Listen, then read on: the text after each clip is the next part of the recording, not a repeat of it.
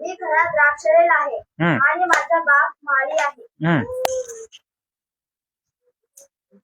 माझ्यातील फळ न देणारा प्रत्येक फाटा तो ఓకే మంచిది. కళ్ళు మూసుకున్నట్లయితే ప్రార్థన చేసుకుని ఆ తర్వాత ముందుకు వెళ్ళిపోదాం. కళ్ళు మూసుకుంటే ప్రార్థన పరిశుద్ధుడు పరిశుద్ధుడిని వేలు దూతలతో పడవచ్చిన మహాగొప్ప దేవ మీ ఘనమైన పదవులు నమస్కారములు. ఇదిగా నేను నాన్న ఇంతవరకు పాటల్లో మీరు తోడుగా నడిపించినందుకు వందనాలు. వాక్యాన్ని వివరించుకునిచుండగా చెప్తున్న నాకు నీ జ్ఞానం మీ ఆలోచన దయచేయండి. వింటున్న మీ పిల్లలకు వినేటువంటి చెవులను గ్రహించేటువంటి మనసును దయచేయండి. యేసుక్రీస్తు అతి శ్రేష్టమైన నామములో అడిగి వేడుకుంటున్నాం పరమ తండ్రి. ఆమేన్. ఆ పిల్లల్ని బయటకు ఎత్తుకోండి. ఎవడు ఎత్తుకొచ్చింది?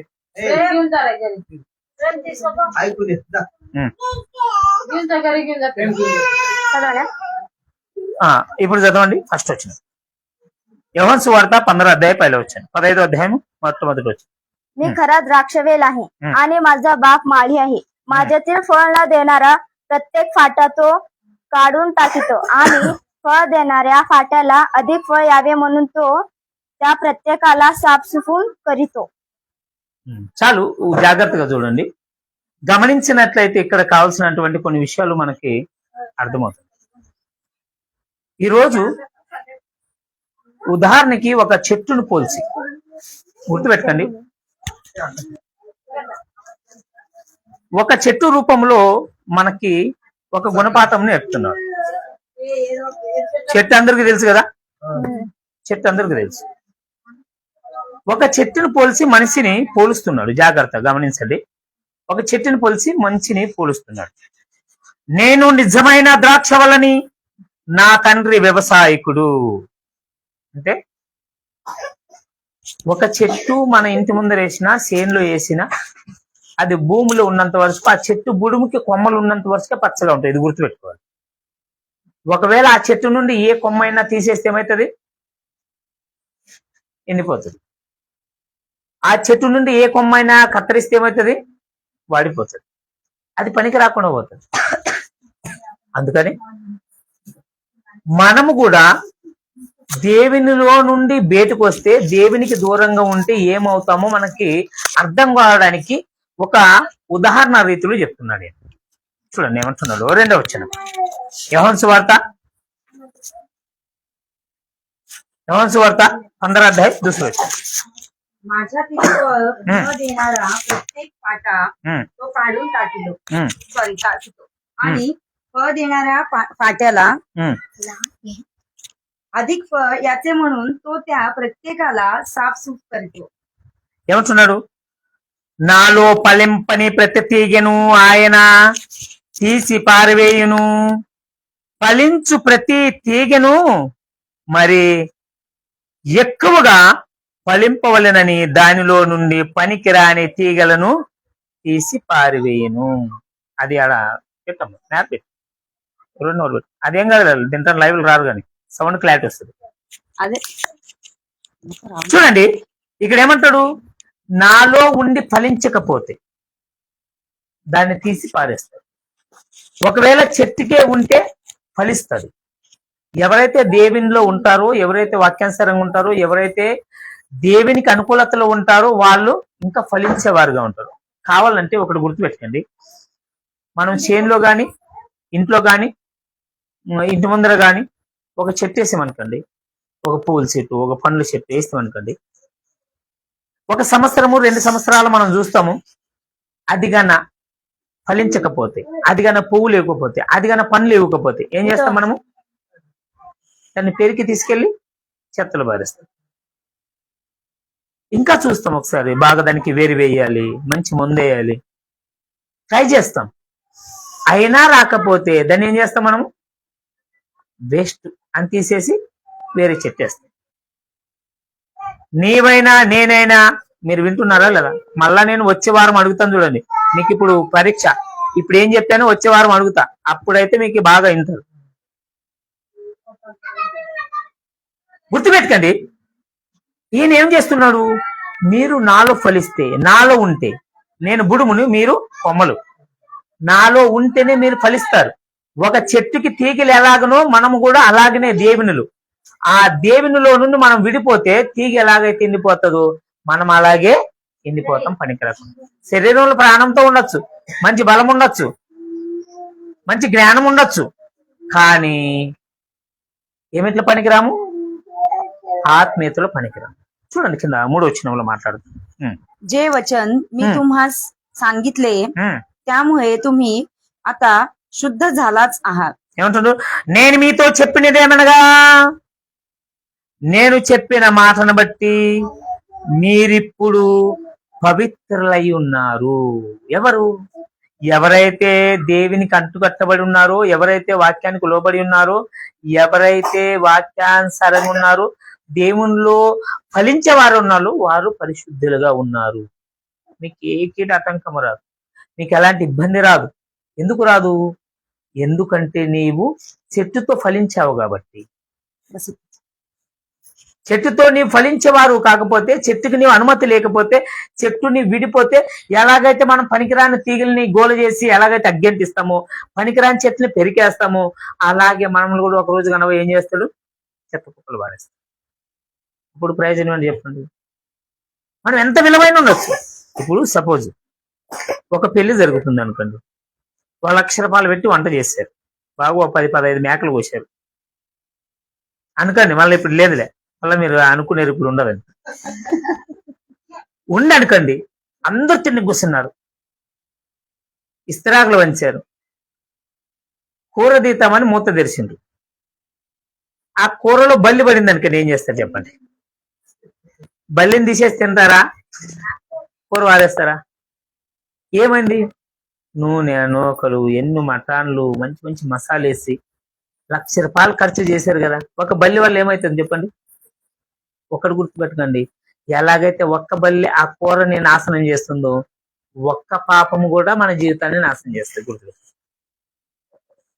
100 ఇట్లా మన ముందు జరిగే వాటిని ఉదాహరణగా తీసుకొని అర్థం చేసుకోవడానికి, కానీ మనకు అంత బొలి పెరగదు. ఎన్నో మన ముందే జరుగుతా మనం మాట్లాడుకుంటాం, కానీ వాటికి, దేవుని వాక్యానికి, దేవుని మాటలకి, ఆత్మీయతకి మనం ముడిపెడతలేం కాబట్టి మనకు అర్థమైతలే, మనకు బొలి పెరగదు. అందుకని గుర్తుపెట్టండి, ఒక చిన్న తప్పు జీవితాన్ని ఎలాగైతే నాశనం చేస్తుందో, ఒక చిన్న తప్పు నిన్న నరకానికి కూడా పంపిస్తుంది. చెట్టు బాగానే ఉంటుంది, మంచిగా ఫలిస్తుంది, కొమ్మలు ఎంతో మంచి కాయలు కాస్తాయి, కత్తరిచ్చేస్తే అది పనికి వస్తుంది చెప్పండి? ఎండిపోతుంది. అందుకని నీవు ఏకమై ఉండాలి అంటున్నాను. మీరు కొమ్మలు, నేను నిజమైన ద్రాక్ష చెట్టును, నా తండ్రి వ్యవసాయకుడు. ఎలా వ్యవసాయం కావాలంటే చేస్తాడు, ఇంకా చూస్తాడు.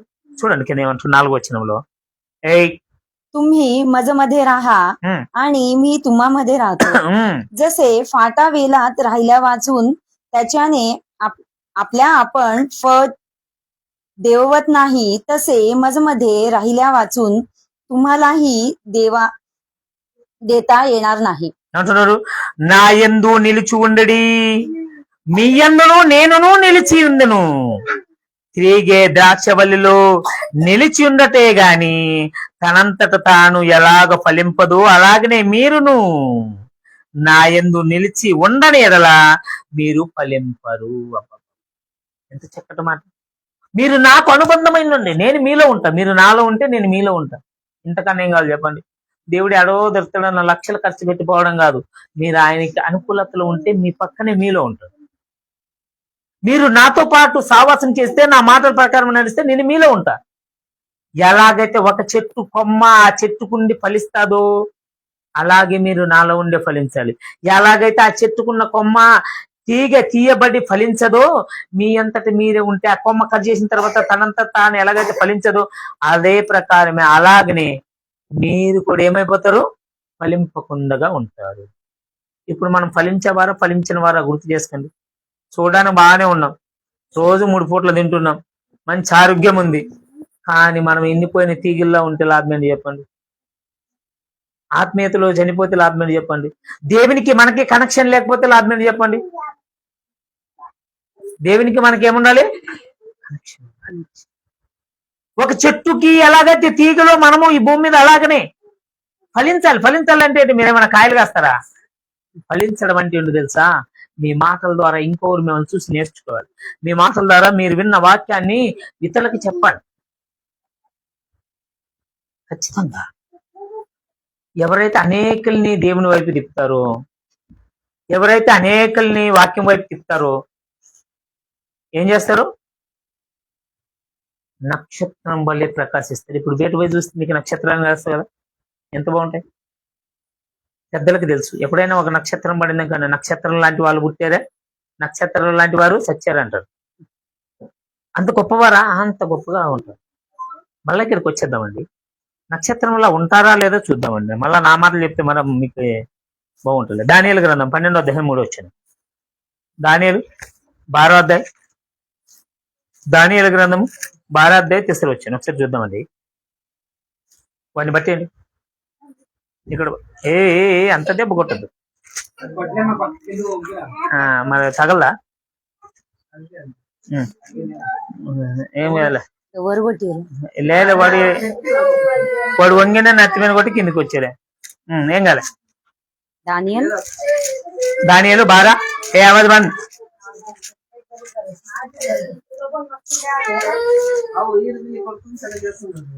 ఈడే ఇఫెక్ట్ ఎక్కువ చేస్తాడు, వానికి పడేదండి. 12 आवाज बंद ఏం కాలే.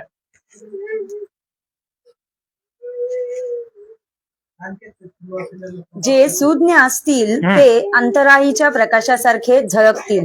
पुष्कळ लोकांस धार्मिकतेकडे वळविणारे लोक युगानुयुग ताऱ्याप्रमाणे चमकतील. ఏమంట? బుద్ధిమంతులైతే, మీకు బుద్ధి ఉందా? నాకెట్లా బుద్ధి లేదంటారా? బుద్ధిమంతులైతే ఏం చేస్తారంట? ఎంత చక్కగా చెప్పాడు. బుద్ధిమంతులైతే ఆకాశ మండలములో జ్యోతులను పోలిన వారే ఇందురు. ఎవరు అనేకల్ని నా వైపు తిప్పుతారు వారు ఏమి చేస్తారు? నక్షత్రం వల్ల నిరంతరము ప్రకాశించారు. అంటే దేవుని రాజ్యం పోవడం కాదు, దేవుని రాజ్యంలో కూడా ఒక వెలుగు వెలగాలి. ఇది గుర్తుపెట్టుకోండి. దేవుని రాజ్యంలో ఉండడం కాదు, దేవుని రాజ్యంలో కూడా ఒక వెలుగు వెలగాలి. ఈ రాజ్యంలో ఉన్నటువంటి, ఈ భూమి ప్రపంచంలో ఉన్నటువంటి వారు కొంతమంది ఏమంటారు? నన్ను ఎమ్మెల్యే కావాలి, మంత్రి కావాలి, ముఖ్యమంత్రి కావాలి, డాక్టర్ కావాలి, యాక్టర్ కావాలి, కోరికలు కోరుతారు కదా. ఈ భూమి మీద వాటిని కోరొద్దండి. దేవుని ఎద్దికి పోయిన తర్వాత, ఈ భూమిని వదిలేసిన తర్వాత అలాంటి స్థానములు ఉండాలి. నేను కూడా నక్షత్రం వలె ప్రకాశించాలి, నేను కూడా సూర్యుని యొక్క కాంతి వలె నేను కూడా అనేకలు వెలిగించేవారుగా ఉండాలి అని ఆశపడాలి. ఊక ఆశపడితే కాదు, అలా పని చేయాలి. మనం అలా పని చేయకపోతే, అలా పని చేయాలంటే ఆయనతో కలిసి ఉండాలి, ఆయనతో మనము ఏకమై ఉండాలి, ఆయనతో ఏక సావాసం కలిగి ఉండాలి. అందుకన్నాడు ఆయన. ఏమన్నాడు ఒకసారి చూద్దామండి. ఏమన్నా రాసిన చూడతా ఇప్పుడు చూసుకునే మళ్ళీ 15 వచ్చాయి. मी वेल आहे, मी पाणी आहे, जो मधमध्ये राहतो आणि मी त्याचमध्ये राहतो. तो पुष्कळ फळ देतो, कारण मधपासून वेगळा असल्यास तुम्हाला काही करिता येत नाही. ఏమంటున్నాడు? ద్రాక్ష వల్లని నేను, మీరు ఏమంటున్నాడు? ద్రాక్ష వల్లని నేను, తీగలు మీరు. ఎవడు నా యందు నిలిచి ఉండునో నేను వాని యందును నిలిచి ఉందును, వాడుగా బహుగా ఫలించును. నాకు వేరుగా ఉండి మీరేమీ చెయ్యలేరు. నేను ద్రాక్ష చెట్టు, నాకు తీగలు మీరు, నాకు కొమ్మలు మీరు. నాతో మీరుంటే, నాతో సంబంధం కలిగి ఉంటే, నాతో ఏకమై ఉంటే మీరు ఫలిస్తారు. ఒకవేళ మీ అంతరికి మీరే జ్ఞానులు అనుకుంటే మీరు ఏం చేయలేరు, మీ వల్ల ఏమి కాదు. అలా కాదు. కాబట్టి మన శరీరములో జ్ఞానము ఎప్పుడు వస్తుంది? మనం ఒక 20, 15, 16 సంవత్సరాలకి చక్కటి జ్ఞానం వస్తుంది. లోకం ఏంటో తెలుసు, మన మంచి చెడ్డలు ఏంటో తెలుసు, ఏ పని చేసుకున్నాడో తెలుసు. అంత వరుసకు కూడా దేవుడు అవకాశం ఇచ్చాడు. అంత వరుసకే కాదు, నీవు పాపము చేసే దానిని ఒప్పుకొని ఇడిచిపెట్టేంత వరకు, నీ ప్రాణం ఉన్నంత వరకు నీకు అవకాశం ఉంది. ఒక్కసారి నీవు దాన్ని తెలుసుకొని కానీ నిర్లక్ష్యం చేస్తే ఎవరేం చేయదు. ఎప్పుడైతే ఇది పాపం కాదు, దేవుడు శిక్షిస్తాడని మనకు తెలిసింది అనుకోండి, దాన్ని వెంటనే ఒప్పుకొని విడిచిపెట్టి మనము దేవునితో ఒకవేళ ఐక్యత కలిగి ఉండకపోతే మనల్ని ఎవడు కూడా రక్షించదు. అందుకంటున్నాడు మీకు కంటికి కనపడే వాటిని బట్టి పోల్చి చూపిస్తున్నాను. ఇదిగో ఒక చెట్టు ఉంది కదా, ఆ చెట్టుకి తీగలు ఎలాగుంటేనే ఫలిస్తావో అలాగ మీరు నాలో ఉంటేనే మీరు ఆత్మీయ ఫలాలను ఇస్తారు, ఆత్మీయతలో ఎదుగుతారు మీరు. ఒకవేళ అలా ఉండకపోతే, అలా ఫలించకపోతే మీరు నాలో లేరని అర్థం. అందుకని మనము ఏమిట్లో ఉన్నామో ఈ పొద్దు మనల్ని మనమే గుర్తు చేసుకోవాలి. మనము బతికిని చెట్టుకి అంటకట్టబడి ఉన్నామా, లేక ఆ చెట్టులో నుండి తీసివేయబడిన వారు ఉన్నామా गुर्तुपेట్టుకోవాలి.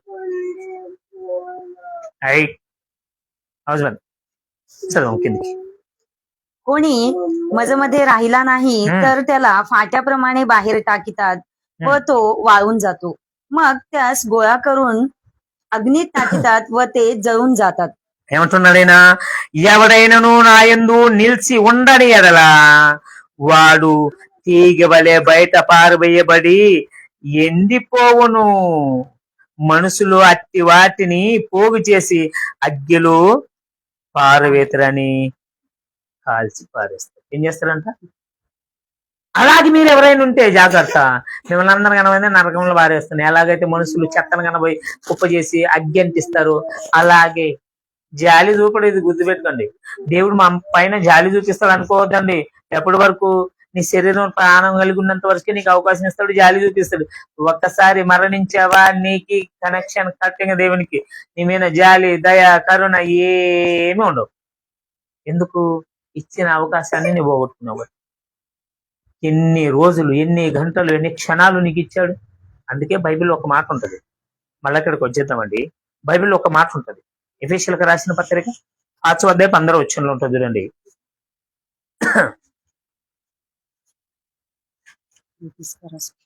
ఎఫెసీయులకు రాసిన పత్రిక 5వ అధ్యాయం 15వ వచనం.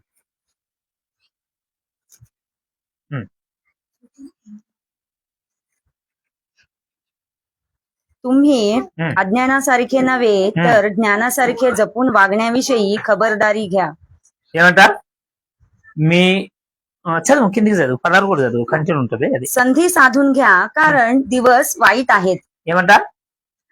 దినములు చెడ్డవి గనక మీరు సమయముని పోనీక సద్వినియోగము చేసుకునుడి. అజ్ఞానుల వలె కాక జ్ఞానం గలవారై జాగ్రత్త పడండి. మీరు ఈ లోకంలో నడుచుకుంటున్నప్పుడు జ్ఞానులుగా ఉన్నారా, అజ్ఞానులుగా ఉన్నారా మీకు మీరే తెలుసుకోండి. అజ్ఞానుల వలె కాక, ఆ ప్లేట్లు తీసి పక్క పెట్టండి, మీరే మాట పెట్టారా? అజ్ఞానుల వలె కాక జ్ఞానులుగా నడుచుకోండి. సమయము లేదు, సమయాన్ని సద్వినియోగం చేసుకోండి. సమయం అంటే ఏంటి? మనం ఎప్పుడు చచ్చిపోతాం తెలియదు. ప్రాణం ఉన్నగానే ప్రభువుని నమ్ముకోవాలి. ఇప్పుడు మీరు ఇల్లు బాగా చేసుకోవాలంటే ఎప్పుడు చేసుకుంటారు? లైట్ ఉన్నప్పుడు, వెలుగున్నప్పుడే. అన్ని లైట్లు బంద్ చేసుకొని మీరు సరదానికి పోతే ఒకటి పెడితే 4 పడతాయి. ఇప్పుడు పని పెరుగుతుందా తగ్గుతుందా? పని పెరుగుతుంది. అందుకనే వెలుతురుండగానే మనం ఇల్లు ఎలాగైతే చెక్ చేసుకుంటామో, వెలుగుండగానే మనం ఎలాగైతే ఇల్లుని సర్దుకుంటామో అదే ప్రకారమే మనం ఏం చేసుకోవాలి? మన ప్రాణం ఉండగానే ప్రభువుని నమ్ముకోవాలి. ఎలాగైతే ప్రతి మనిషి, గుర్తుపెట్టుకోండి, ఎలాగైతే ప్రతి మనిషి కూడా మనం చూస్తున్నటువంటి ఒక చెట్టు, ఆ చెట్టుకి తీగలు ఆ చెట్టులో ఫలిస్తేనే, ఆ చెట్టులో అంటుకట్టబడి ఉంటేనే ఫలిస్తావో అదే ప్రకారమే మనం కూడా దేవునిలో ఉంటేనే ఫలిస్తాం. మన మంది కానరావడానికి మన వద్ద డబ్బు ఉండొచ్చు, ఆరోగ్యం ఉండొచ్చు, బలం ఉండొచ్చు, కానీ ఆత్మీయత ఫలం లేకపోతే లాభం లేదు. ఇది గుర్తుపెట్టుకోండి. చూడండి, ఇప్పుడు యోహాను రాసిన సువార్తలో 7వ వచనంలో చెప్తున్నాడు. 15వ అధ్యాయం 7వ వచనంలో,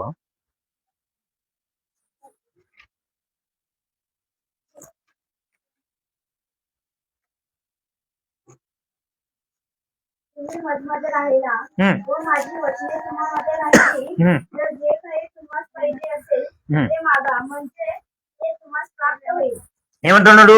నా యందు మీరును మీ యందు నా మాట నిలిచి ఉండిన ఎడల మీకేది ఇష్టమో అడుగుడి, అది మీకు అనుగ్రహించబడును. ఎప్పుడంట? మీరు నాలో ఉండాలి, నాతో అంతకట్టబడి ఉండాలి, మీరు నాతో ఉండాలి. అప్పుడు మీరు ఏమన్నా ఇస్తాను. ఇప్పుడు ఎన్నోసార్లు చెప్పుకున్నాం, మరొకసారి చెప్పుకుంటే మన పిల్లలకి మనం కష్టపడతాం. పిల్లలకి ఎంత కావాలి అంతే ఇస్తాం. వాళ్ళు ఎంత అడిగితే అంత ఇయ్యం.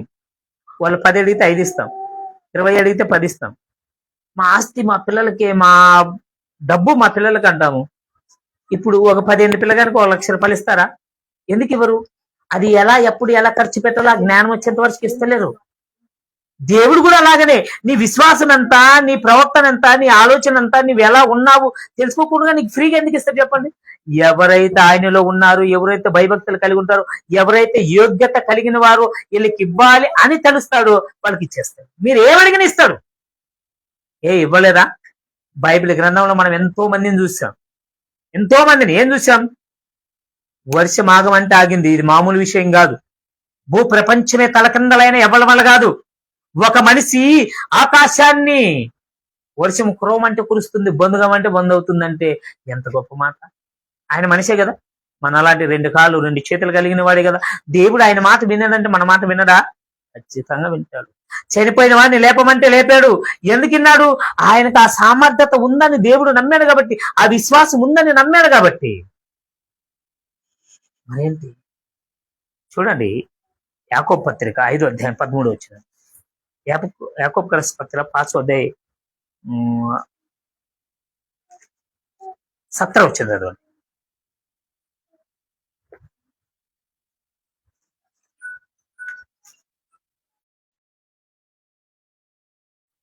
17 వచ్చింది. एलिया आपल्यासारखा स्वभावाचा माणूस होता. त्याने पाऊस पडू नये अशी आग्रहाने प्रार्थना केली आणि 3.5 वर्ष पृथ्वीवर पाऊस पडला. ఏమైందంట? ఏలియా మన వంటి స్వభావం గల మనుషుడే. ఏమన్నాడైనా? దేవతన్నాడా? మనుషుడే. ఆసక్తితో ఏం చేశాడంట? వర్షము కురవకూడదని ప్రార్థన చేశాడంట. 3.5 సంవత్సరాలు 3.5 వర్షం పడలేదు. మీరు చెప్పండి, మీ పిల్లలు మీకు మాట వినరు. దేవుడు అంచకారు సంగతి.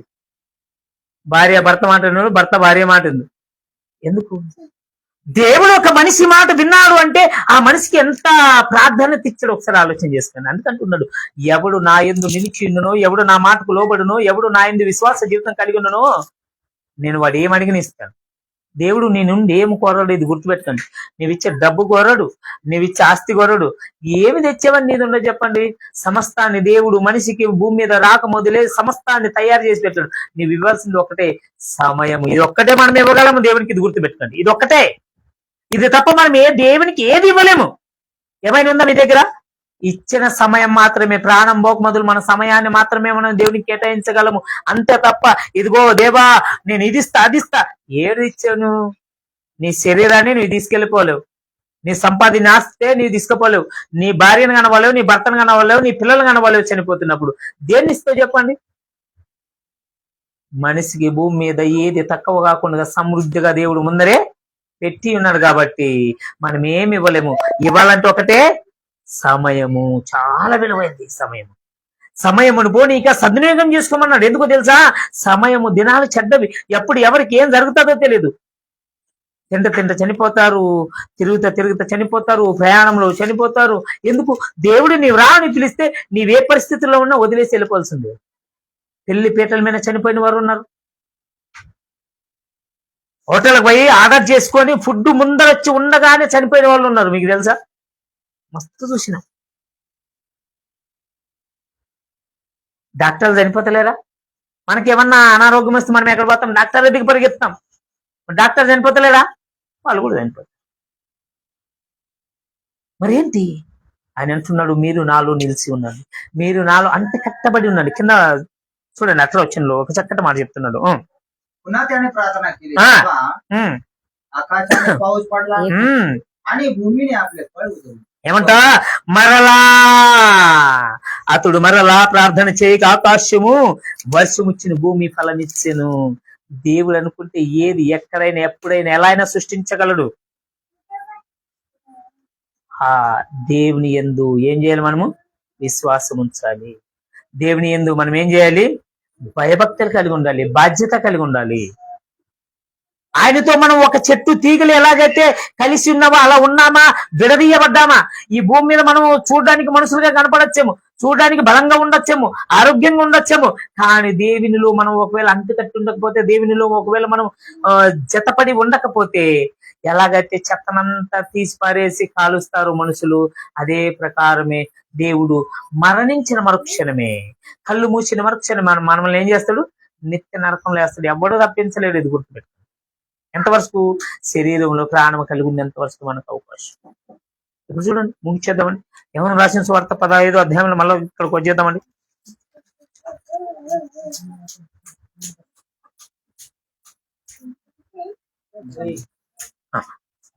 15 अध्याय 7-8 వచ్చాయి. 7 చదివినా మరి ఒకసారి చదువుదాం అన్నమాట. బాగుంది. तुम्ही हम्म. माझमध्ये राहिला व माझी वचने तुम्हामध्ये राहिली तर जे काही तुम्हास पाहिजे असेल ते मागा, म्हणजे ते तुम्हास प्राप्त होईल. ఏమంటాడు? నా యందు మీరును మీ యందు నా మాటలు నిలిచి ఉన్నాయి కదా, మీకేది ఇష్టమా అడుగుడి, అది మీకు ఇస్తున్నాను కింద అంటున్నారు. చూడండి 8వ వచనంలో. तुम्ही विपुल फळ दिल्याने पित्याचे गौरव होते आणि तुम्ही माझे शिष्य व्हाल. ఏమంటున్నాడు? మీరు బహుగా ఫలించుడి నా తండ్రి మహిమ వలన, ఇందువలన మీరు నా శిష్యులుగా ఉండండి. బహుగా ఫలించండి. ఈడ ఎన్ని ప్లాట్లు కొనినా ఫలించినట్లు కాదు.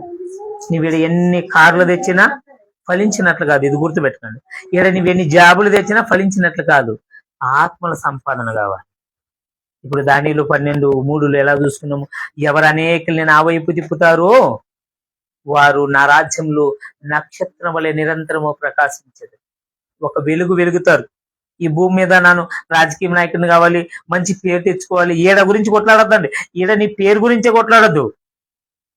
పరలోక రాజ్యముల గురించి, అక్కడ ఉన్నటువంటి ఒక మంచి స్థానం ఉంది, ఆ స్థానం గురించి. మనం పిల్లల్ని ప్రేమించే వారైతే మన పిల్లల్ని ఈ భూమి మీద ప్రయోజకులు చేయాలని చూడొద్దండి.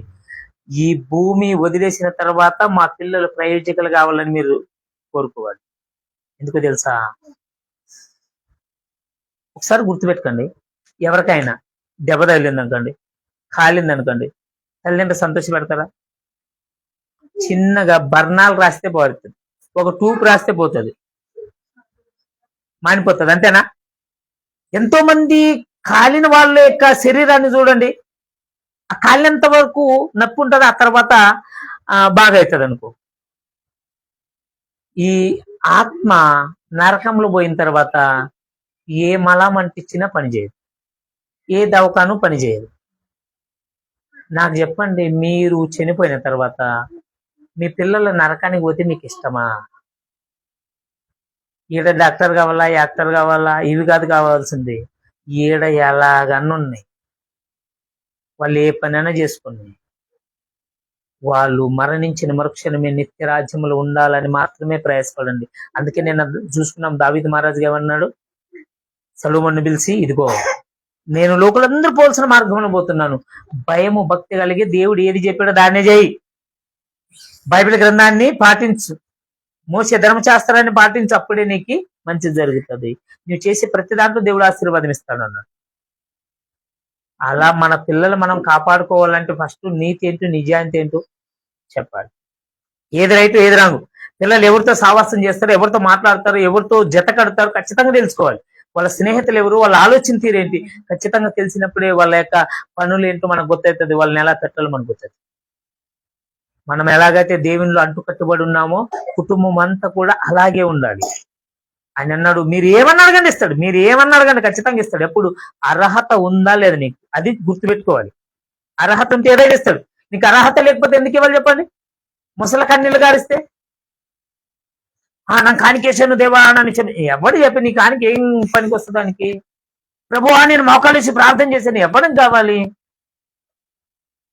ప్రభువా నేను వాక్యం చెప్తాను. నీ క్రియ చాలా ప్రాముఖ్యం. లాస్ట్ ఒక మాట చెప్తాను చూడండి.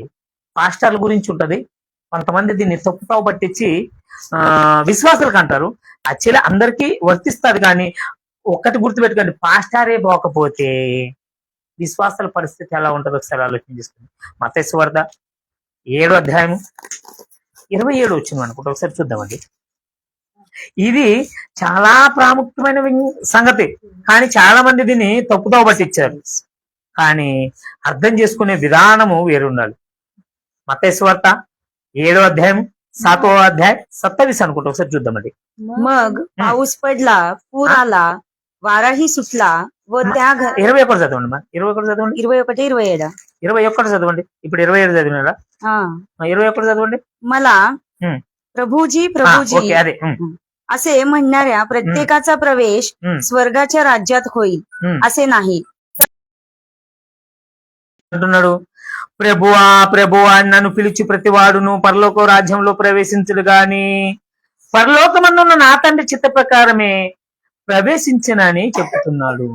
గుర్తుపెట్టండి, ఊక ప్రభువా ప్రభువా ప్రభువా అంటే అర్థం ఏంటి? మీరు స్తుతించకూడదని కాదు, ఇది బాగా నత్తిలు పెట్టుకోండి. మీరు ప్రార్థన చేయకూడదని కాదు, దీన్ని ఈ మాటను పట్టుకొని అందరూ తప్పుగా అర్థం చేసుకున్నారు. నీవు దేవుని స్తుతించడం మంచిదే, నీవు అల్లిలోయ అనడం మంచిది. అల్లిలోయ అంటే ఏమిటి? దేవునికి స్తుతి కలుగును గాక, మహిమ కలుగును గాక అని. ఆ పాయింట్ కాదు, ఇలా కింద చెప్తున్నాడు పాయింట్ ఏంటో. 22 వచ్చిన त्या दिवशी हा. मला बहुत म्हणतील, प्रभूजी प्रभूजी, आम्ही तुमच्या नावाने संदेश दिला, तुमच्या नावाने भूते घालविली व तुमच्या नावाने बहुत अद्भुत कृत्ये केली नाहीत काय. ఏమంటున్నారు? ఆ దినమందు, ఏ దినమందు తీర్పు జరుగుతున్నప్పుడు ఇలా లైన్ లో నిమ్మడి మాట్లాడుతున్నారు అంటే వీళ్ళు ఎవరో తెలుసా? భక్తులు, మహాభక్తులు, పాస్టార్లు అనబడిన వారు. ఇది గుర్తు పెట్టుకోండి, ఇది నెత్తిలో పెట్టుకోండి. ఎందుకంటున్నాను, ఏమంటున్నారంట?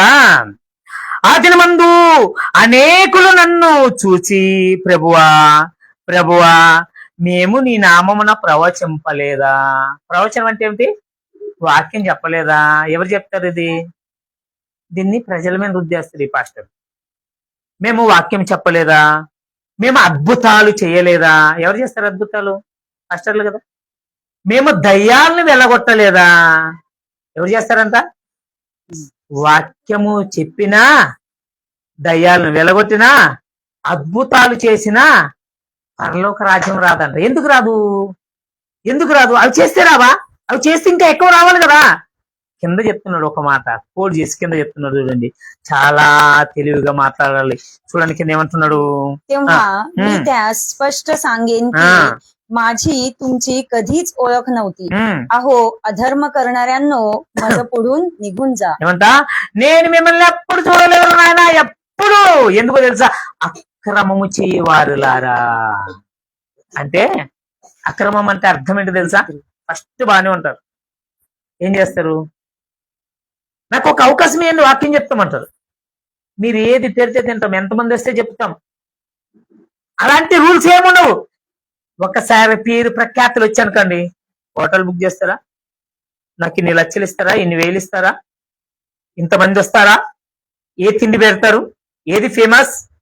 కొన్ని కండిషన్లు పెడతారు, అక్రమాలు చేస్తారు. ఫస్ట్ ఉన్నంత విశ్వాసం ఉండదు, ఫస్ట్ ఉన్నంత భక్తి ఉండదు. ఒకసారి ఫాలోయింగ్ పెరిగినప్పుడు, ఒకసారి భక్తి పెరిగినప్పుడు, వాళ్ళని ప్రేమించే వారు ఎక్కువైనప్పుడు ఈ లోకములో ఎలా మనం కనపడాలి, ఎలా మన స్టేటస్ మంది పెట్టుకుంటారు, ఎలాగ మనము గుర్తింపు తెచ్చుకోవాలి, ఇది ఆలోచన చేస్తారు. కానీ దేవుని గురించి ఆలోచన చేయరు. అప్పుడు ఏమంటాడు? అక్రమము చేయవారులారా. మీరు వాక్యం చెప్పిన ప్రయోజనం ఏంటి? దయ్యాలను వెలగొడితే ప్రయోజనం ఏంటి? మీరు అద్భుతాలు చేసే ప్రయోజనం ఏంటి? అక్రమదారులు నడుస్తున్నారు, అందుకే మీరంటే నాకు తెలియదు. ఈ ఫస్ట్ వచ్చిన పెట్టుకున్నాం, ప్రభు ప్రభు అంటే శృతి చేద్దండి, ఎక్కువ ప్రార్థన చేద్దండి. ఎవరు చెప్పి నీకు? కింద ఏకం చదివేనా ఏముందో? ఏమంటున్నారు? అక్రమం అంటే ఏంటి? అడ్డదారిల్లో పోయావు నీవు. ఎంతో మంది భక్తులు చూడండి, ఎంతో మంది ఇప్పుడున్నటువంటి పెద్ద పెద్ద పాస్టర్లు చూడండి, వాళ్ళ చరిత్ర చూడండి, ఏమంటారు వాళ్ళు, సాక్ష్యాలు చూడండి. మీరు ఇలా ఎత్తితే నా అంగి సగం చినిగిపోయింది, ఒక్క డ్రెస్ తో వచ్చానని అంటారు. ఇప్పుడు కోట్లు సంపాదించుంటాడు, వాడి సంఘంలో వాడు ఉపాసం ఉన్నాడా, ఏం చేస్తున్నాడో తెలియదు. సంఘం పరిస్థితి ఏమో వానికి తెలియదు. చంద ఎత్తి ఏం చేయాలో కూడా తెలియదు. చంద ఎత్తుతారు కదా, ఏం చేయాలి తెలుసా? సంఘ పోషణ అంటే పాస్టర్ కుటుంబం పోషణకి, ఆ చర్చి యొక్క ఖర్చులకి ఎవరికి తక్కువగా ఉందో వాళ్ళకి ఇవ్వాలి. నేను చెప్పే మాట కాదు, బైబిల్ చెప్తుంది. ఆనాడు ఆది అపోస్తులు అలాగే చేశారు కాబట్టి వాళ్ళలో ఎవరికి తక్కువ కాకుండా ఉంది. ఎవరైనా అనారోగ్యంతో ఉన్నారా? తల్లిదండ్రులు లేని పిల్లలు ఉన్నారా? చదువుకు లేదా, బట్ట లేవా, తిన్నెక లేదా, వాళ్ళని చూజ్ చేసుకొని వాళ్ళకి పంచి పెట్టాలి. అది సంఘపు యొక్క ఆరాధన క్రమం, అది కానుక విధానం. మీకు తెలుసు లేదు, ఈ ప్రాంతంలో అందరూ పాస్టర్లు పని చేసుకుంటారు, బయట ఏ పాస్టర్ పని చేయడు, సేవ మాత్రమే చేస్తాడు, ఆ సంఘమే పోషిస్తుంది. అది మంచిదే కాదనలా, కానీ కోట్లు కోట్లు దాచుకోబెట్టమని చెప్పాల. ఏసీలు, ఏసీ రూములు, మీ పిల్లలకు మంచి మంచి చదువులు, మీ సంఘంలో వచ్చేవాడు ఏం చేస్తాడు, ఎలా ఉంటాడో తెలియదు. చూద్దామండి, ఒక మాట ముగిచేస్తాను. అపోస్తుల కార్యాలు 4వ అధ్యాయం అనుకుంటా, ఒకసారి చూద్దామండి. 3వ అధ్యాయం 4వ అధ్యాయం ఒకసారి చూద్దామండి. అపోస్తుల కార్యాల్లో ఎలా ఖర్చు పెట్టాలో చెప్తున్నారు చూడండి. 4వ అధ్యాయం లాస్ట్ వచ్చిన 4వ అధ్యాయము లాస్ట్ 37 ఏముంది అది ఒకసారి చూద్దామండి. అపోస్తుల కార్యాలు 4వ అధ్యాయం 34 నుండి చూస్తే ఇంకా బాగుంటుంది. 34 నుండి. ఆ కాలంలో ఏం చేశారంటే, యేసుక్రీస్తు ప్రభు చనిపోయిన తర్వాత జరిగిన సంఘటన ఇది. అనేకులు ఏం చేశారంటే ఆ సేవ చూసి వాళ్ళకున్న ఇండ్లు అమ్మారు, ఆస్తిని అమ్మారు, తెచ్చి డబ్బులు ఇచ్చారు. ఏం చేశారు? డబ్బులు ఇచ్చారు. ఆ డబ్బుల్ని ఎలా వాడుకున్నారో చెప్తున్నారు చూడండి. చదవను, తీసిన వారు చదవండి. అధ్యాయం 4:34.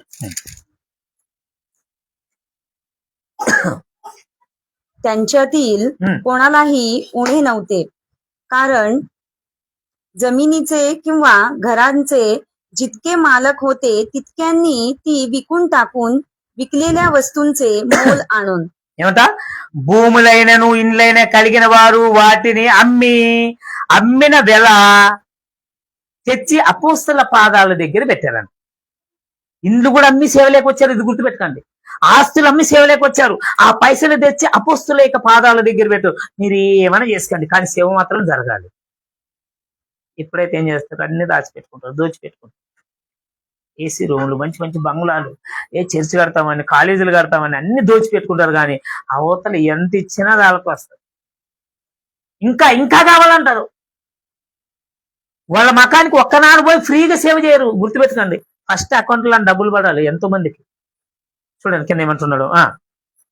प्रेषितांच्या चरणी ठेवावे, मग जसजशी कुणाला गरज लागत असे तस तसे प्रत्येकाला वाटून देण्यात येत असे. ఏమంటున్నాడు? వారు ప్రతివానికి వాని అక్కర కొలది పంచిపెట్టారు కనుక వారిలో ఎవరికి పదవై ఉండలేదు. ఎవరికి ఎంత అవసరమో పంచిపెట్టారు. నీకు బట్టలు లేవా, బట్టలు తీసుకో. నీ చదువుకు లేదా, చదువుకు తీసుకో. నీకు తిండికి లేదా, తిండి తీసుకో అని ఎవరికి ఏది అవసరమో వాళ్ళకి ఇచ్చేశారు. అప్పుడు ఏమైంది? ఎవరికి పదవి లేకుండా ఉన్నారు. ఆస్తులు సంపాదించుకోవాలా, పేరు ప్రఖ్యాతలు సంపాదించుకోవాలా, బ్రతకడానికి, సేవ చేయడానికి ఎంత కావాలో అంతే పెట్టుకున్నారు.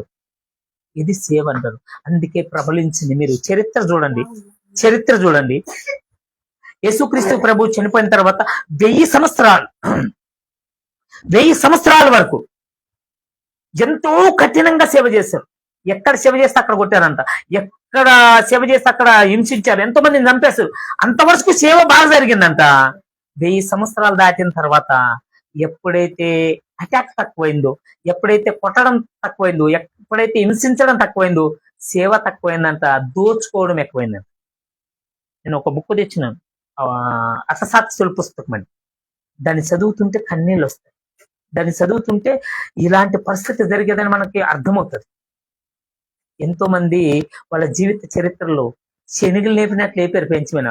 వచ్చే వారం చూసుకుందామని. నూనెలు ఉడికిచ్చారు, బజ్జీలను ఉడికిచ్చినట్లు. ప్రత్యేకమైన చట్టాలు తెచ్చారు క్రైస్తవులను హింసించడానికి. అప్పుడు ఇంకా వాక్యము విదజల్లింది, అనేకలు విశ్వాసాలుగా మారారు. ఎప్పుడైతే శ్రమలు తగ్గావో వాక్యము చల్లారిపోయిందంట. దోచుకోవడం, దాచుకోవడం తప్ప ఇంకేం లేదంట. మరి ఎలా ఉంది? మనం ఎలాంటి వారైనా మనం వాక్యానికి లోబడి అంటుకట్టబడిన వారు ఉన్నామా లేదా జాగ్రత్త చూసుకోండి. ఈ కొద్ది మాటలు దేవుడు మన హృదయంలో ఫలింపచేసి ఆశీర్వదించి నేర్పించిన మన మధ్యలో భీమరాజు అన్న ప్రార్థన చేస్తారు. ఆ తర్వాత మనం అంత్య ఆశీర్వాదంతో ముగించుకోండి. पवित्र पवित्र अति पवित्र स्थानात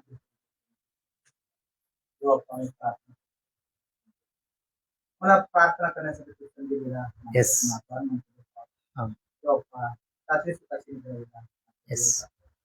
त्या सायंकाळच्या वेळी तेव्हा जगाच्या सर्व कष्टातून देवप्पा वाईटपासून काढून तुझ्या सानिध्यात आणला. देवप्पा तुझे वचन मला ऐकू दिला. देवप्पा तिथे येतो देवप्पा या कुटुंबाला तुझ्या स्वाधीनाने आधीन करतो. त्या कुटुंबाला तुझ्या स्वाधीनाने आधीन करतो देवप्पा. त्या कुटुंबाला जे काही कमतरता आहे तुझ्या येशूच्या हाताने स्पर्श करून पूर्ण कर. तिथे जमलेला माझ्या सर्व आत्मिक बंधू घरी नाही देवप्पा, त्या सर्वांना तू स्पर्श कर देवप्पा. येशूच्या हाताने तू स्पर्श करून त्यांच्या जीवनामध्ये जे काही कठीण आहे देवप्पा, जे काही गुन्हा आहे देवप्पा, त्यांना पुरव देवप्पा.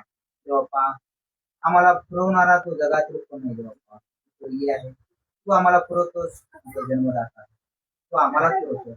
आम्ही तुझ्यावर विश्वास ठेवले देवप्पा. त्या जगातील सर्व जीवन जगून देवप्पा अंतिम दिवसात तुझ्या सानिध्यात येण्याची देवप्पा आतापर्यंत जे वचन सांगितले ते पाळत आहे. त्यांना तुझ्या स्वाधीनाने आधीन करतो. पवित्र आत्म्याच्या प्रेरणेने आतापर्यंत जे काही वचन सांगितले ते आम्हालाही तू पवित्र आत्म्याच्या प्रेरणेने ऐकू दिला, ते आमच्यामध्ये राहू दिला. तू मनापासून तुझ्या स्वाधीनाने आधीन करतो. तुझ्या मुखाच्या द्वारे देवप्पा तुझे वचन पवित्र आत्म्याच्या द्वारे आम्हाला गहन गोष्टी तू सांगण्यात प्रयत्न करून देवप्पा जे ऐकलेले आहे ते 100 पटीने फळ देण्यासाठी सहाय्याने मदत कर. त्या घराण्याला तुझ्या स्वाधीनाने आहे. पवित्र आत्मेच्या देवप्पा पहारा या घराण्यावर ठेव देवप्पा. ही छोटीशी प्रार्थना देवप्पा प्रभू येशू ख्रिस्त यांच्या गोडगौरवी पवित्र नावाने मागितले म्हणून तुम्हीच ऐकू द्या. ఆమేన్. మన తండ్రి అయిన దేవుని నుండి మన ప్రభువైన యేసుక్రీస్తు నుండి పరిశుద్ధాత్మనైన సావసం ఇప్పుడు ఎల్లప్పుడు ఇక్కడ కూడి వచ్చిన ప్రతి ఒక్కరికును, అనారోగ్యంతో ఉన్న ప్రతి ఒక్కరికును, అప్పుల బాధ ఇబ్బందులు సమస్యలు ఉన్న ప్రతి ఒక్కరికి మీ పరిశుద్ధులకును మీ ఆత్మ సదాకాలంతో నడిపించును గాక. ఆమేన్. Thank you. God bless you. అందరూ వందనాలు. వచ్చినందుకు అందరూ